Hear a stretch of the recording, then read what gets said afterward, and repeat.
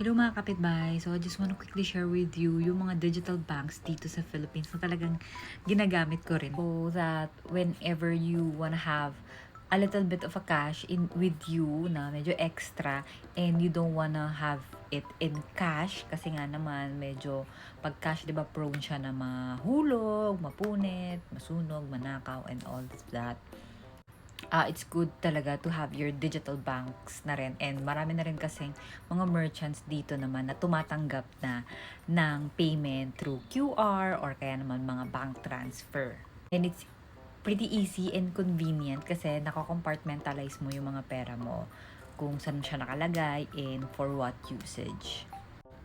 So ayan, 'di ba? Dito sa iPad nilagay ko na siya sa isang folder para sama-sama na. Actually, hindi isa. Meron pang isang folder. But yes, simulan natin sa Netbank.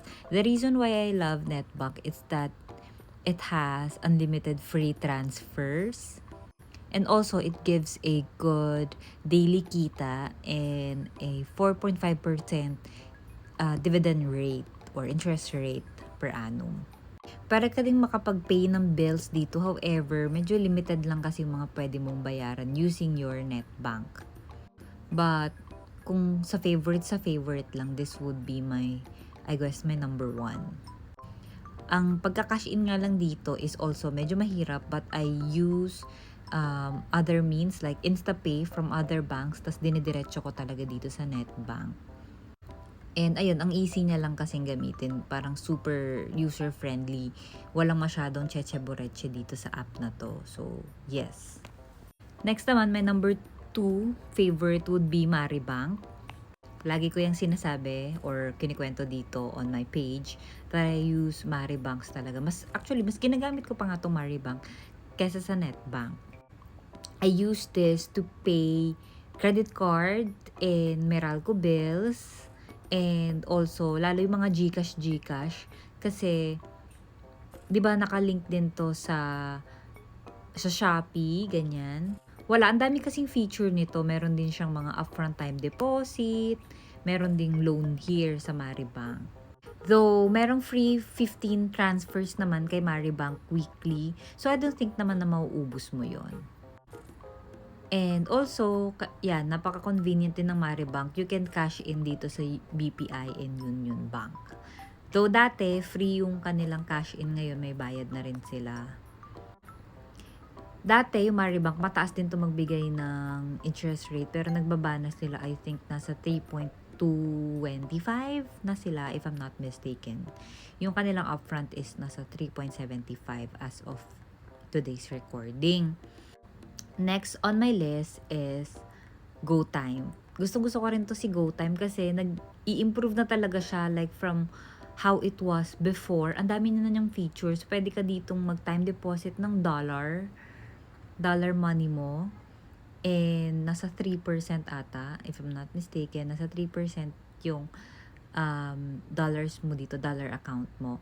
And also, nagbibigay to ng payout every end of the month. So, ayun, magkakapera ka every end of the month by using this. Lagay mo lang siya sa parang savings or goal savings mo, ganyan.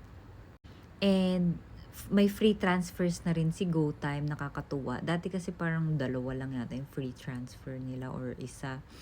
So, ayun. And madadali ding mag-cash in dito. Punta ka lang sa mga Robinsons, ganyan. Marami silang ways on how you can cash in. Though, meron lang silang parang limited amount to cash in para free cash in. Ganon. And, maganda rin dito kasi yung card nila is nagagamit mo siya for perks. Like, pag nag-grocery ka sa kanilang mga partner merchants like Robinsons, nagkaka-points din siya. And of course, fourth would be Maya. Maya, I use this to pay my credit card bills.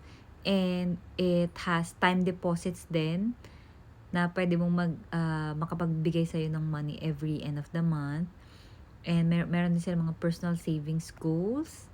And also, Maya can give you up to 15% interest rate per annum basta meron kang mga parang i-spend na ganitong klaseng amount, mga missions na kailangan mong magawa para bigyan ka niya ng ganong interest. Yan. So, that would be Maya.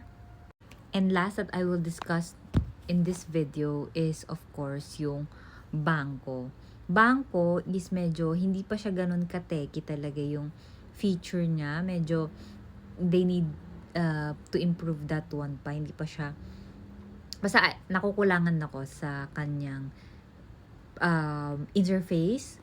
Pero, Bangko gives 5% interest rate per annum. This one, it gives out dividends every end of the month then.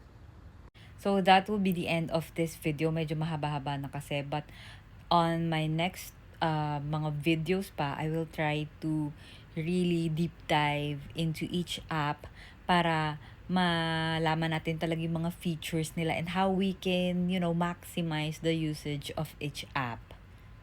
So, yun lang. Thanks for watching. If you want more contents like this, please do like and follow.